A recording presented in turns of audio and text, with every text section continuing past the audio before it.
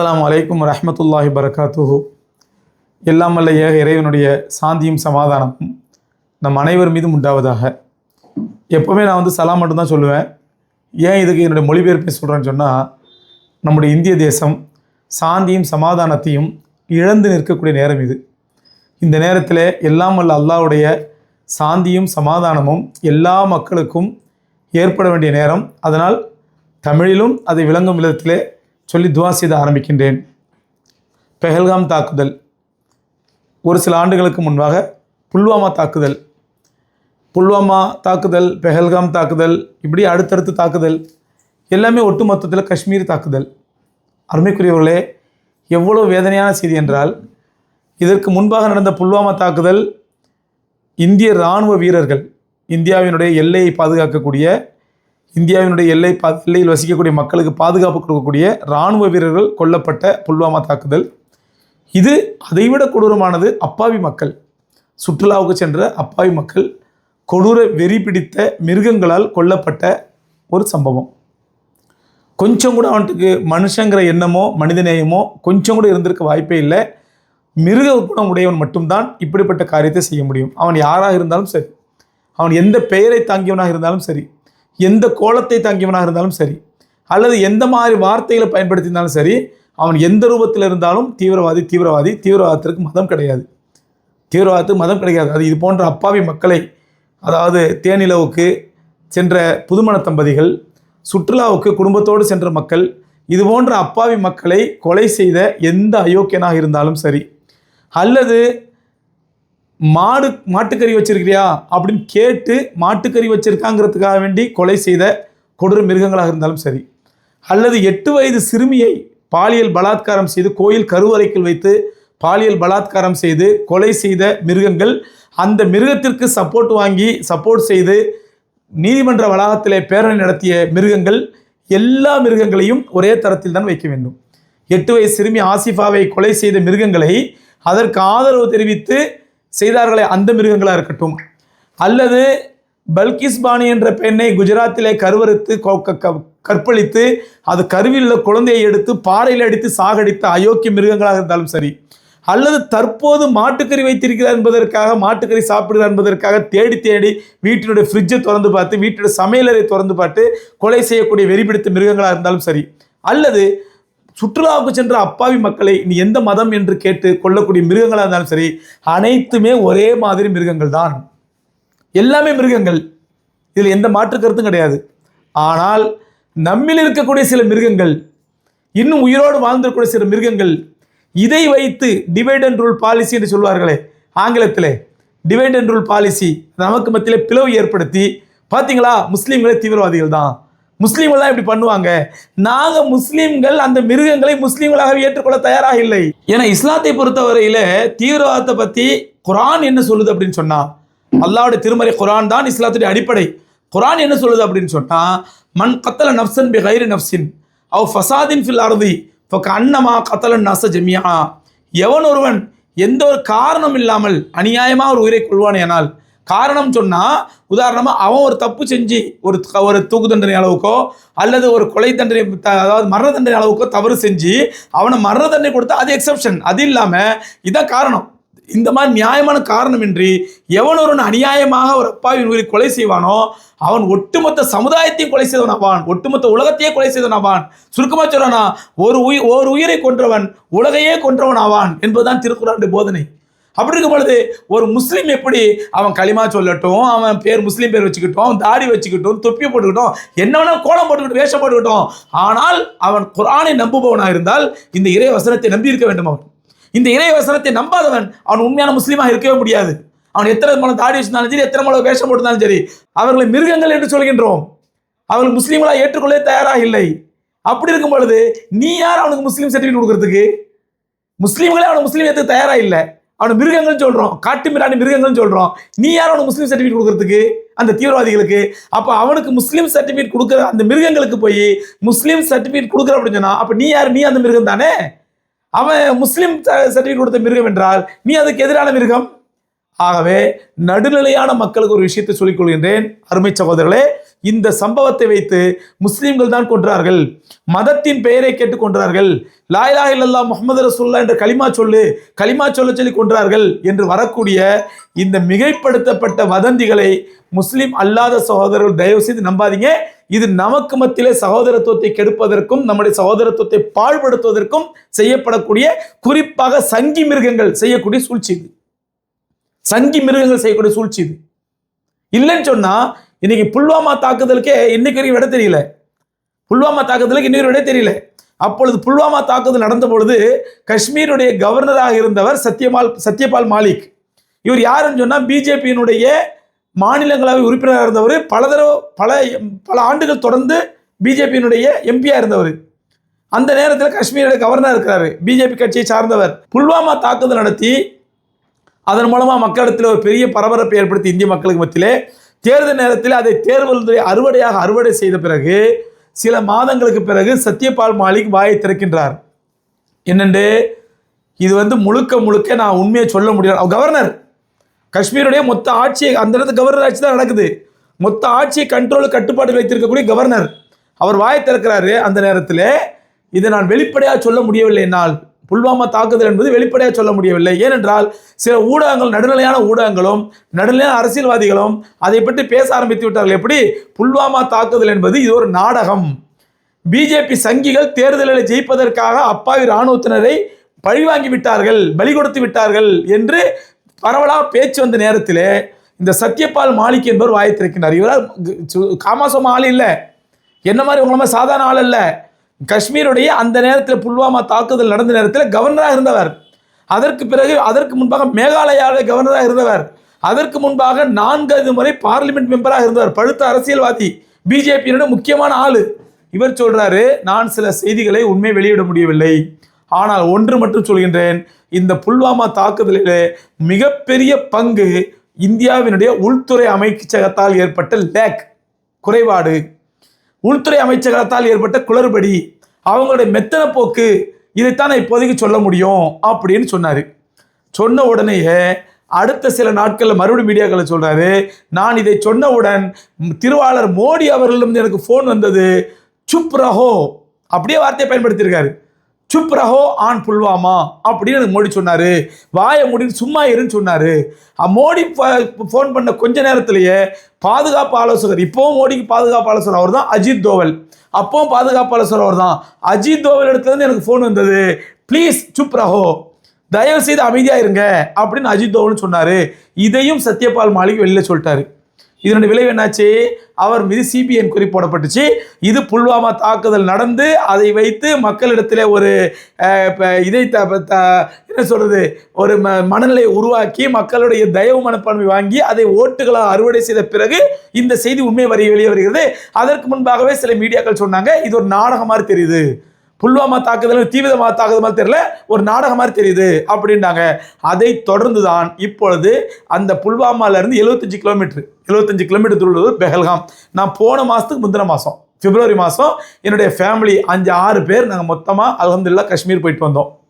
போன மாதத்துக்கு முந்தின மாதம் பிப்ரவரி இதே பெஹல்காமுக்கு போனோம், புல்வாமாவுக்கும் போனோம், கங்கோத்ரிக்கு போனோம், அப்புறம் சோனாமார்க், குல்மார்க் இங்கெல்லாம் போனோம். அருமையான இடங்கள், அல்லாஹ் அக்பர்.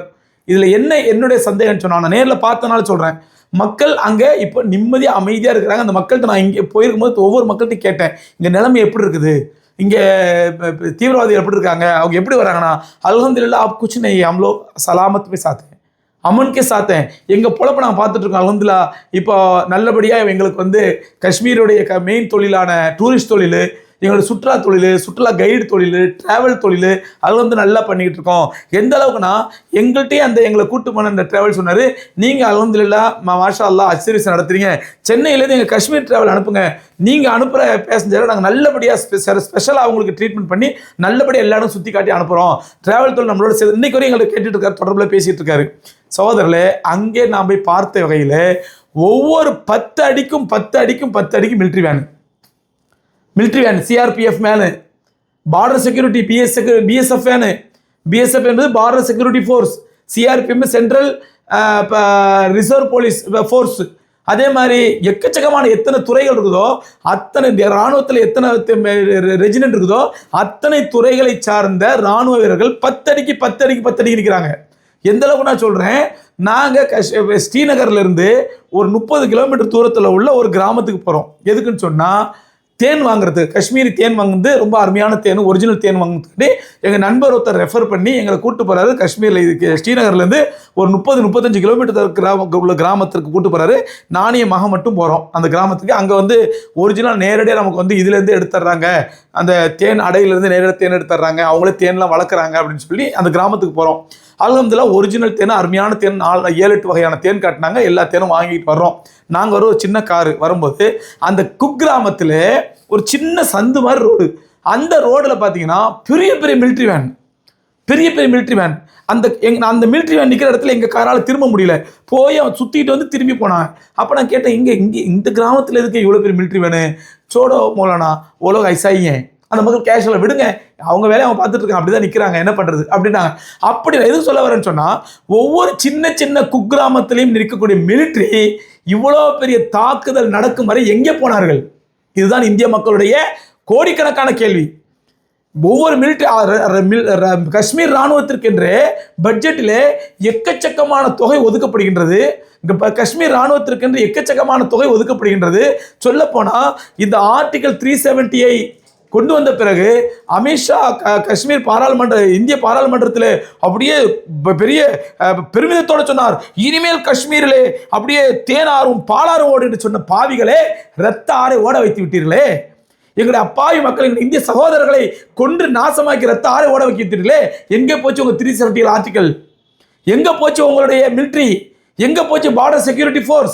பாகிஸ்தான்லேயும் வந்துட்டான், பைன் ஃபாரஸ்ட்லேயே வந்தான்னு சொல்கிறேன், வெக்கமாயிலே அவங்க சொல்கிறதுக்கு.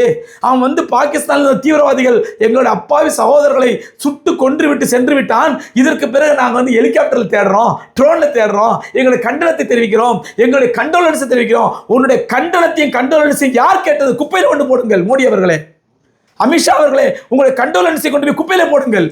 எங்களுக்கு தேவை பாதுகாப்பான இந்தியா, எங்களுக்கு தேவை பாதுகாப்பான இந்தியா. எங்கள் மக்கள் பாதுகாப்பாக இந்தியாவின் எந்த மூலைக்கும் செல்ல வேண்டும். அதைத்தானே பொதுமக்கள் கேட்குறாங்க. உங்கள்கிட்ட மானம் ரோஷம் இருந்தால் அமித்ஷா ராஜினாமா பண்ணிட்டு போக வேண்டாமா? நீ சவுதி அரேபியாவிலேருந்து அப்படி சோகமான முகத்தோட அப்படி மிலிட்டரியில் ஃப்ளைட்லேருந்து இறங்கின உடனே அப்படி நாங்கள் மக்கள் நம்பியிருந்தோமா? அதை நிர்வாகம் சீர்கெட்டு போய் கிடக்கலையா? இதைத்தான் இந்திய மக்கள் கேட்குறாங்க. உங்களுடைய கண்டோலன்ஸை கேட்கல, குப்பையில் கொண்டு போடுவோம் கண்டோலன்ஸை. உங்களுடைய கண்டனத்தை கேட்கல, குப்பையில் கொண்டு போடுவோம் உங்களோட ஆறுதலையும் கண்டனத்தையும். நாங்கள் கேட்பது பாதுகாப்பான இந்தியாவை என்பதுதானே முஸ்லீம் மக்கள், இந்திய மக்கள் கேட்குறாங்க. முஸ்லீம் மக்கள் அல்ல, இந்திய மக்கள் கேட்குறாங்க. அருமைக்குரியவர்களே, இதுதான் இந்த சங்கி ஆட்சியாளர்களுடைய மிகப்பெரிய தோல்வி. அது மட்டுமல்ல, இவர்கள் எதையோ மறைப்பதற்காக இந்த விளையாட்டை விளையாடுகின்றார்கள். அது மட்டும் ஒன்று தெரியுது. மேபி தேர்தல் நேரத்தில் புல்வாமா நாடகம் நடத்தியவர்கள் இப்பொழுது எதையோ இந்த வக்ஃபு பிரச்சனையினால் மிகப்பெரிய இந்தியாவில் மிகப்பெரிய ஒரு கலவரம் மிகப்பெரிய போராட்டங்கள் நடந்து உச்சநீதிமன்றமே வக்ஃப் பில்லை காரி துப்பக்கூடிய நிலைக்கு வந்த பிறகு அதை மடைமாற்றுவதற்காக இது போன்ற சம்பவங்கள் நடந்ததோ என்றும் இந்திய மக்கள் சந்தேகப்படுகின்றார்கள். அருமைக்குரியவர்களே, இந்த நேரத்திலே நாம் எல்லோரும் ஒரே சிந்தனையில் இருக்க வேண்டும். சங்கிகள் இதை வைத்து முஸ்லீம்கள் மத்தியிலே நமக்கு மத்தியில் உள்ள சகோதரத்துவத்தை, இந்து முஸ்லீம் சகோதரத்துவத்தை பாழ்படுத்துவதற்காக சோசியல் மீடியாக்களை பயன்படுத்தி பாருங்க, முஸ்லீம் தீவிரவாதிகள், அவன் பேண்ட் போட்டு வந்தான், அவன் ஜிப்பா போட்டு வந்தான், அவன் தொப்பி போட்டு வந்தான், அவன் அந்த பேரில் வந்தான், களிமா கேட்டான், ஜிப்பை திறந்து பார்த்தான். நான் கேட்குறேன், களிமா கேட்குற அளவுக்கு, ஜிப்பை திறந்து பார்க்குற அளவுக்கு, அவன் முஸ்லீமா இல்லையா சுன்னத் செஞ்சு பார்க்குற அளவுக்கு, அந்த அளவுக்கு தீவிரவாதிக்கு வாய்ப்பு கொடுத்தது யார்? மிலிட்ரி தானே. எங்கே போச்சு மிலிட்ரி? இதே பெஹல்காமில், இதே பைசான் வேலிக்கு நான் போயிருக்கிறேன். அங்கே ஏபிசி வேலின்னு சொல்லுவாங்க, 3 வேலி. ஏபிசி வேலி ரொம்ப அழகான, பார்க்க வேண்டிய அந்த புல்வெளிகள், அழகான காட்சி உள்ளது. அந்த பைசான் வேலிங்கிறது 5 கிலோமீட்டர் தூரத்தில் இருக்குது. அந்த 5 கிலோமீட்டர் தூரத்தில் உள்ள இடத்துக்கு மக்கள் குதிரையில் போகிறாங்க. ஏன் மிலிட்ரியால் போக முடியல? அங்கே ஆயிரக்கணக்கான மக்கள் கூடுறாங்க தெரியல. மிலிட்ரி எங்கே போச்சு பாதுகாப்பு கொடுக்காம? அமித்ஷா பதில் சொல்லுங்க. அமித்ஷா தான் பதில் சொல்லி அவனுக்கு, இந்தியாவுடைய உள்துறை அமைச்சர். அப்போ 10 அடிக்கு மிலிட்டரியை நிறுத்தி வச்சு கோடானு கோடிக்கணக்கான எங்களுடைய வரிப்பணத்தை மிலிட்டரிக்கு பயன்படுத்தக்கூடிய கேடுகட்ட இந்த பிஜேபி அரசாங்கம் இந்த மக்களை பாதுகாக்காமல் அந்த மிலிட்டரி எங்கே போச்சு? இதுதானே இந்தியாவோட கோடிக்கணக்கான மக்களுடைய கேள்வி. அப்போ மிலிட்டரிக்கு 1 லட்சம் செலவு பண்ணி என்ன பிரயோஜனம்? கோடிக்கணக்கில் செலவு பண்ணி என்ன பிரயோஜனம்? யார் அந்த மிலிட்டரியோட கையை தடுத்தது? அந்த பைசான் வேலிக்கு போகாமல், அதாவது பெஹல்காம்லேருந்து பைசான் வேலி 5 கிலோமீட்டர். பெஹல்காமில் பெரிய பார்க்கிங் இருக்கும். நீங்கள் இந்தியாவிலேருந்து எங்கேருந்து வந்தாலும் சரி அந்த பார்க்கிங்கில் விட்டுருவாங்க, கார் பார்க்கிங்கில். அங்கேருந்து குதிரையில் ஏறி பைசான் வேலிக்கு போகணும். அது மட்டுமல்ல, அமர்நாத் யாத்திரை இந்து சகோதரர்களாம் வந்து இன்னும் 2 மாசத்துல அமர்நாத் யாத்திரைக்கு அந்த அனந்த்நாக் மாவட்டத்தில் உள்ள அந்த பைசான் அந்த பெஹல்காம் வழியாக தான் அவங்க வந்து அமர்நாத் யாத்திரைக்கு போகணும். அந்த மாதிரி இடத்துல, அவ்வளோ முக்கியமான இடத்துல ஏன் மிலிட்ரி பாதுகாப்பு இல்லாமல் போச்சு? இது இந்திய மக்களுக்கு அல்ல, இந்து சகோதரர்களுக்கு பாதுகாப்பு இல்லாமல் போயிடுச்சே. இப்போ ஏன் அமர்நாத் யாத்திரைக்கு அவங்க போகும்போது அடுத்த மாதம் மே ஜூனில் போவாங்க, போகும்போது அவங்க பெஹல்காம் வழியாக தானே போய் ஆகணும். அந்த பெஹல்காமில் தானே இந்த பைசாந்தன் வேலி இருக்குது. அருமைக்குரியவர்களே, இந்த நேரத்தில் நாம் இந்த அரசு தோல்வி அடைந்து விட்டது என்பதை நாம் பறைசாற்ற வேண்டும். அமித்ஷா ராஜினாமா செய்ய வேண்டும். மானங்கெட்ட மோடி ராஜினாமா செய்ய வேண்டும். தங்களுடைய தோல்வி ஒப்புக்கொள்ள வேண்டும். நாங்கள் தோத்துட்டோம், மக்களை பிரிவினைப்படுத்தி அதில் தான் நாங்கள் வெற்றி கண்டோமே தவிர மக்களை பாதுகாப்பதில் தோல்வி கண்டு விட்டோம் என்று தோல்வி ஒப்புக்கொள்ள வேண்டும்.